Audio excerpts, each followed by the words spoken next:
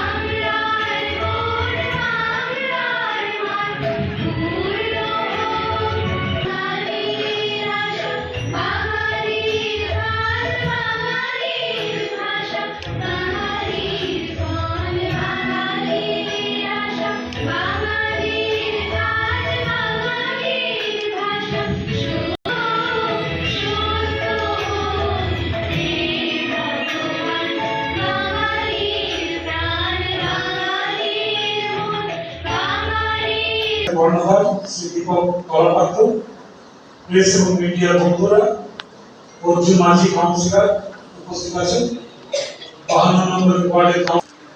দেখুন, নেচার থেকে প্রতি বছরই বৃক্ষরোপণের কাজ হয়েছে। গতবারও করেছিল, আমি উপস্থিত ছিলাম, এবারও তারা করছে।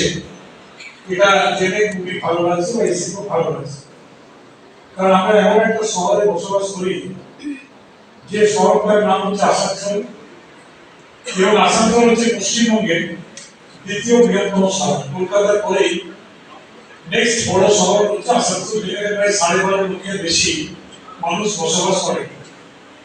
কিন্তু এই শহরে এত বেশি কলকারখানা আছে বা দূষণ এত বেশি, সেই দূষণ কিভাবে আমরা কাটিয়ে উঠবো, এটা কিন্তু একটা খুব বড় ব্যাপার ছিল। দূষণ একমাত্র আমরা রোধ করতে পারি যদি আমরা বৃক্ষরোপণ করতে পারি। কারণ আমরা জানি, ছোটবেলাতে সবাই আমরা পড়েছি যে গাছের থেকে যেমন অক্সিজেন হয়, গাছের থেকে কার্বন ডাইঅক্সাইড, এবং মানুষকে বেঁচে থাকার জন্য গাছ কিন্তু অপরিহার্য। তাই যে স্লোগান তারা আজকে লিখেছেন যে একটি গাছ একটি প্রাণ, গাছ লাগান প্রাণ বাঁচান, এটাই হচ্ছে কিন্তু আজকের দিনের মূল বক্তব্য। প্রত্যেক মানুষ যদি তার বাড়িতে একটা গাছ লাগান, তাহলে কিন্তু অনেক বেশি পরিবেশ বান্ধব এই শহরটা হতে পারে। এবং পরিবেশ যদি ঠিক না থাকে, তাহলে মানুষের স্বাস্থ্য ঠিক থাকতে পারে না। তাই আমি বলবো, বিশেষ বক্তব্য রাখছি না, যে সবাই চলুন আমরা নিজেরা গাছ কিভাবে লাগানো যায় সেই গাছ লাগানোর আমরা চেষ্টা করি। কারণ একটা গাছে যেমন ছাওয়া দেয়, তেমনি ফলের গাছে ফল দেয়, ফুলের গাছে ফুল দেয়।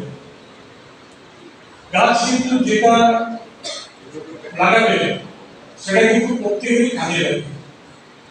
তাই চলুন আমরা সবাই মিলে গাছ লাগাই, এবং যারা এই উদ্যোগ নিয়েছে তাদেরকে আমি ধন্যবাদ জানাই যে আরো বেশি গাছ লাগানোর উদ্যোগ যাতে তারা নেন। এই পুরো শহরটা যেভাবে কংক্রিটের জঙ্গলে পরিণত হচ্ছে, সেখানে মানুষ যাতে শ্বাস প্রশ্বাস নিতে পারে